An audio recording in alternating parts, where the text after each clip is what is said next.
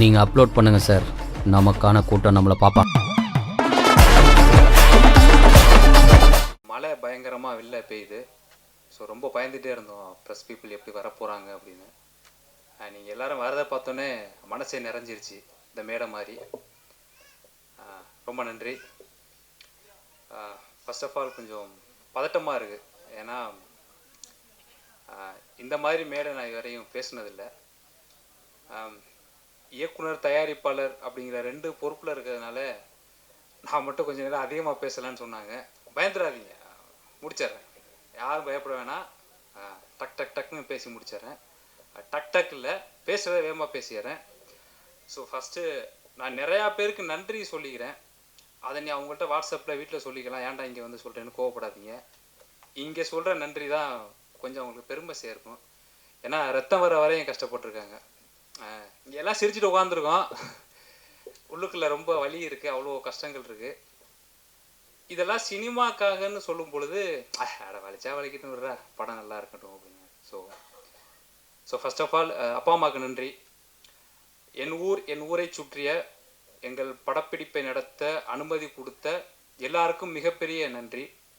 என்னுடைய நண்பர்களுக்கு நன்றி. அந்த உழைப்பெல்லாம் எப்படி சொல்கிறதுனே எனக்கு தெரில. மிகப்பெரிய நன்றி.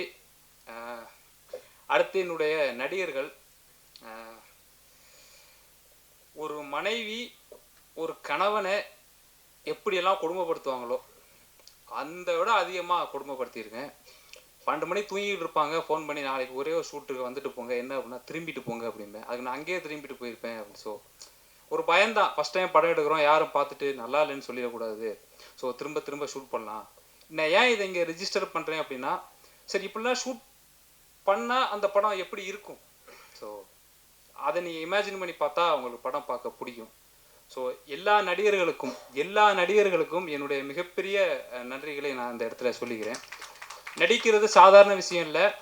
எடுத்துகிட்டே இருக்கோம். காலைல 5 மணிக்கு ஆரம்பித்தோம், 6, 7, ஈவினிங் 6, 7, நைட்டு 11, 2, 3. எங்கள் அப்பா ஷூட்டிங் ஸ்பாட்லேயே இருப்பார். ஃபஸ்ட்டு இப்படி இருந்தார், அப்புறம் மல்லாக்க கிடந்தார். எங்கடா எங்கள் அப்பா அப்படின்னா படுத்துட்டாரு அப்படின்னு. விடிய காலம் 9 மணிக்கு எழுந்தாரு. ஐயோ, அப்போது விவசாயம் பண்ணுறத விட சினிமா எடுக்கிறது பெரிய கஷ்டமாக இருக்குது. சினிமா எடுக்கிறதே இவ்வளோ கஷ்டமாக இருக்குன்னா 36 மணி நேரமாக நின்று நடிச்சுட்டே இருக்காங்க. அவங்களுக்கு எவ்வளோ கஷ்டமாக இருக்கும். விவசாயத்தை விட அதிக கஷ்டம் சினிமா எடுப்பதும் சினிமாவில் நடிப்பதும். ஸோ அவங்க எல்லாரையும் நான் ரொம்ப வணங்குறேன். எல்லாருக்கும் ரொம்ப நன்றி. அடுத்து இந்த விழாவிற்கு சிறப்பு விருந்தினராக வந்திருக்கும் நடிகர் அருள்தாஸ் அண்ணன், அவங்களுக்கு மிகப்பெரிய நன்றினே. முன்ன பின்ன பழக்கம் இருக்கவங்களே கூப்பிட்டா வேலை இருக்குன்னு சொல்லிடுவாங்க. 4 மணிக்கு தான் நாங்கள் போய் கேட்டோம். படத்தையே நான் பார்க்கல, என்ன பேசுறது அப்படின்னாங்க. இல்லை ட்ரைலர் பாட்டு போடுறோம், அதில் கண்டிப்பாக உங்களுக்கு கான்செப்ட் தெரிஞ்சிடும் அப்படின்னு சொன்னோம். அண்ணே ப்ரொஃபஷ்னலாக நல்லா எடுத்து சொன்னாங்க, மிக்க நன்றி. சம்பாரிச்சிட்டு வந்து பணத்தை போட்டதுக்கு திட்டுனீங்க, அதுக்கு ரொம்ப நன்றிண்ணே. ஏன்னா ஊரே திட்டிகிட்டு தான் இருக்குது, பழகிருச்சு. எப்படியாவது ஜெயிச்சிடலான்னு ஒரு நம்பிக்கை தான். கண்டிப்பாக ஜெயிச்சிருவோம் சார். ஏன் நீ எப்படி ஜெயிப்ப, என்ன பண்ணுவ? நீ சினிமாவிலே இருந்ததே கிடையாது. நீ மவுஸ் பிடிச்சவன், நீ கேமரா பிடிக்கிற, நீ ஸ்கிரிப்ட் எழுதுற, நீ படம் எடுத்து என்னென்னமோ பண்ணுறவங்கலாம் தோத்துடுறாங்க, நீ எப்படி ஜெயிப்ப அப்படின்னு அடிக்கடி எங்கள் அப்பா என்கிட்ட கேட்பாரு. எங்கள் அம்மா அழுதுகிட்டே கேட்பாங்க, என் ஃப்ரெண்ட்ஸ் கேட்பாங்க. எனக்கு தோணுன ஒரே ஒரு பதில், 2 பேர் நான் நம்புகிற 2 பேர், மக்கள் இன்னொன்று பத்திரிகையாளர். மக்கள் இன்னொன்று பத்திரிகையாளர், மக்கள் பத்திரிகையாளர், மக்கள் இதே தான் எல்லார்ட்டையும் சொல்லிட்டு இருக்கேன். அட விடுங்க, பார்த்துக்குவோம், ப்ரெஸ் பீப்புள் இருக்காங்க. ஏன்னா நல்ல படம் தானே எடுத்துருக்கோம், அது ஏன் அவங்க சொல்லாமல் இப்படி போயிடுவாங்க அப்படின்னு. நிராகரிக்கிற மக்கள் ஓகே, நம்ம ஒன்றும் பண்ண முடியாது. ஆனால் நல்ல படத்தை கண்டிப்பாக பத்திரிகையாளர்கள் நல்லபடியாக கொண்டு போய் சேர்ப்பீங்க அப்படிங்கிற 100% நம்பிக்கை இப்போ இருக்குது, எப்போவுமே இருக்கும். அதான் செஞ்சுக்கிட்டு இருக்கீங்க. நன்றி. நீங்கள் படம் பாருங்கள், உங்களுக்கு என்ன தோணுதோ என் படத்தை பற்றி எழுதுங்க. கண்டிப்பாக நீங்கள் நல்லா தான் எழுத முடியும், நல்லா எடுத்திருக்கோம். அடுத்ததாக சிறப்பு விருந்தினர் சத்யன் சரவணன் சாருக்கு நன்றி. படம் கான்செப்ட் பார்த்துட்டு நல்லா இருக்குன்னு சொன்னாங்க. அவங்களும் ஒரு படம் எடுக்குன்னு சொன்னோன்னே எனக்கு ரொம்ப பெருமையாக இருந்துச்சு. Okay, so here there is a stimulation for another people, they have to do what I did. So thanks sir. Next Balakrishnan sir. இவ்வளோ கைண்டாக ஒரு புது பர்சனை பார்த்து பேசுவாங்க, ஹெல்ப் பண்ணுவாங்க, வருவான்னு கண்டிப்பாக எதிர்பார்க்கல. ரொம்ப நன்றி சார். உங்கள் திருக்குறள் யூடியூப்பில் பார்த்தேன், அதை யாரும் மிஸ் பண்ணாதீங்க. ஒரு சின்ன ரிக்வெஸ்ட்டு தான், என் வயசு பையன் திருக்குறளை பார்த்துட்டு நல்லா இருக்குன்னு சொல்கிறேன்னா படம் எப்படி இருக்குன்னு பார்த்துக்கோங்க. அப்போ எனக்கு 80 கேட்காதீங்க, 34 வயசு தான். நல்ல படம். அடுத்து நடிகர்கள் நாகராஜன், பாரியன், கணேஷ், அசிஸ்டன்ட் டைரக்டர் ரமேஷன் ராகதேவன். இந்த அசிஸ்டன்ட் டைரக்டர் பாவம் என்னன்னு கேட்டால், நான் ஷூட் முடிச்சுட்டு கிளம்பி போயிடுவேன். அவங்க எல்லாரும் போனதுக்கப்புறம் தான் வீட்டுக்கு போகணும். அவங்க ஃபஸ்ட்டே வந்து எல்லாத்தையும் ரெடி பண்ணிடணும். அப்போ நான் 5 மணி நேரம் தூங்கினா அவங்களுக்கு 2 மணி நேரம் கழிச்சிருங்க, 3 மணி நேரம் தான். அது மிகப்பெரிய மிகப்பெரிய நன்றி ரமேஷ் அங்கே உட்காந்துருக்காப்புல, ரமேஷ் அண்ட் ராகதேவன், உங்களுக்கு மிகப்பெரிய நன்றி. குணா, கணேஷ், மகதீர் 3 பேரும் கதை நாயர்கள், பாரியண்ணனும் கதை நாயர்கள். மிக்க நன்றி. குணா நல்ல நடிப்பு. குணா, கணேஷ் எல்லாம் நல்லா வருவீங்க. இந்த வருஷத்தோட லாஸ்ட் படம் உங்களுக்கு ரிலீஸ் ஆகிறது இதுதான். இந்த வார்த்தையை நீங்கள் சொல்கிறது இதுதான் லாஸ்ட். அப்புறம் ரொம்ப பிஸியாகிடுவீங்க. குணா இது மாதிரி சொல்கிற சும்மா சும்மா ஃபோன் அடிச்சுட்டு இருக்காங்க. குணா அறிவு எனக்கு வேலை இருக்குது, நான் அங்கே படத்தில் நடிச்சிட்டு இருக்கேன், படத்தில் நடிச்சிட்டு இருக்கேன். அந்த அளவுக்கு நீங்கள் பிஸியாக வரணும். அதை நான் பார்த்து கோவப்படணும். நான் உங்களை வாழ்த்துறேன். ரொம்ப நன்றி குணா. அடுத்து சாய் சுந்தரை பற்றி நான் சொல்கிறேன்.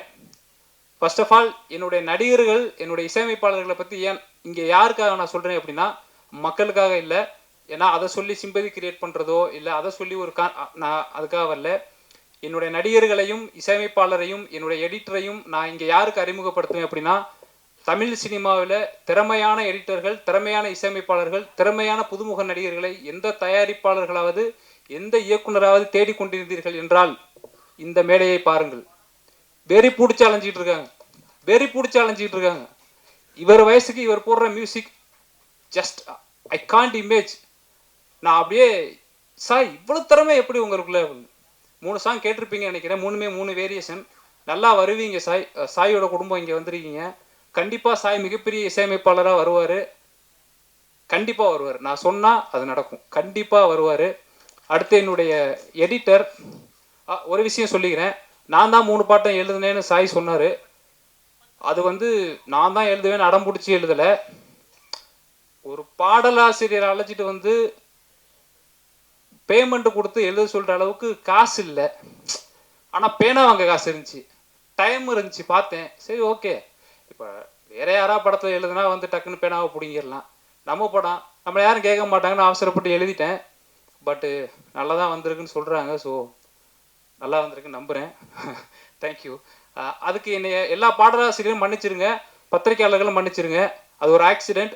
அடுத்த படம் நான் எடுத்தேன்னா அதுவும் ஒரு புது பாடலாசிரியருக்கான வாய்ப்புகளாக தான் இருக்குமே தவிர கண்டிப்பாக நான் எழுத மாட்டேன். என் வேலையை மட்டும்தான் நான் பார்ப்பேன். என்னை மன்னிச்சிருங்க. நெக்ஸ்ட் என்னுடைய editor.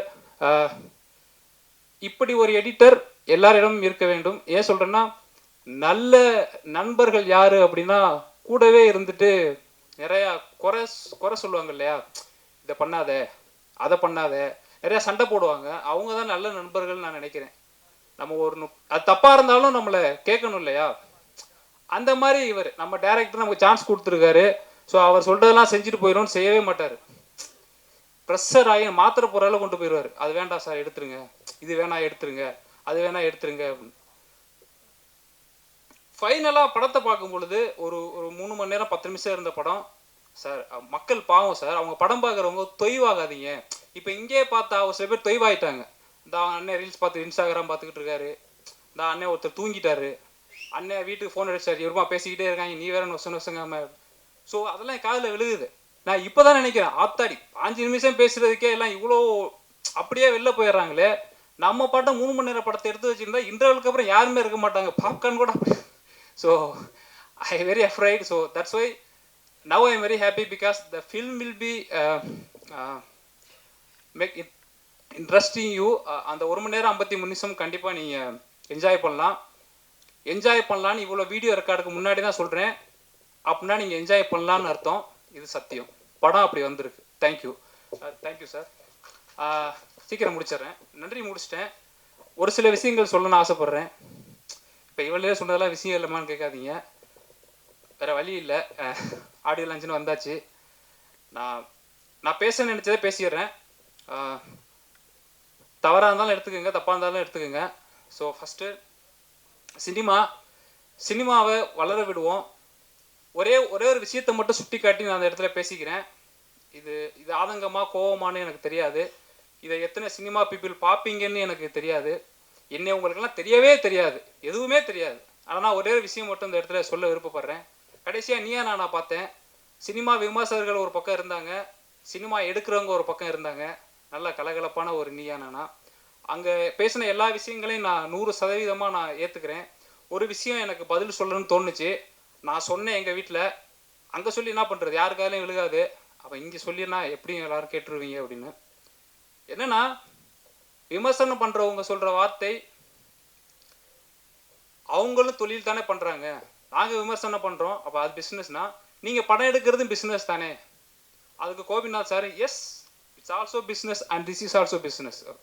Every thing is business, I know that.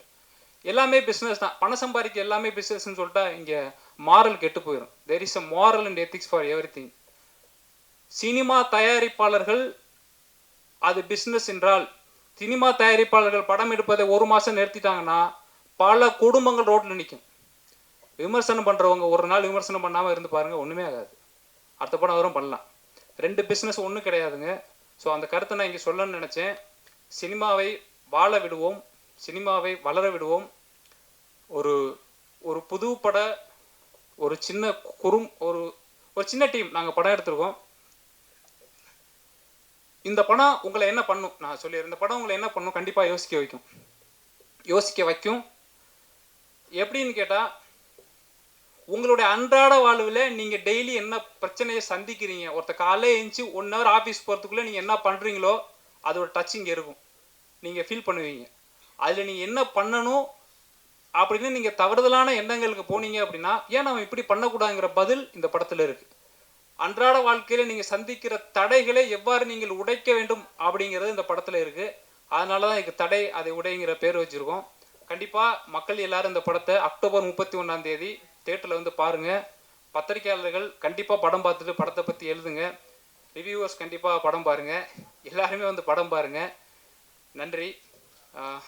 எல்லாமே பிரச்சனை. யாருக்கா நன்றி சொல்ல மறந்துருந்தா என்னை மன்னிச்சிருங்க. அதுக்கு நன்றி. வணக்கம். தேங்க்யூ.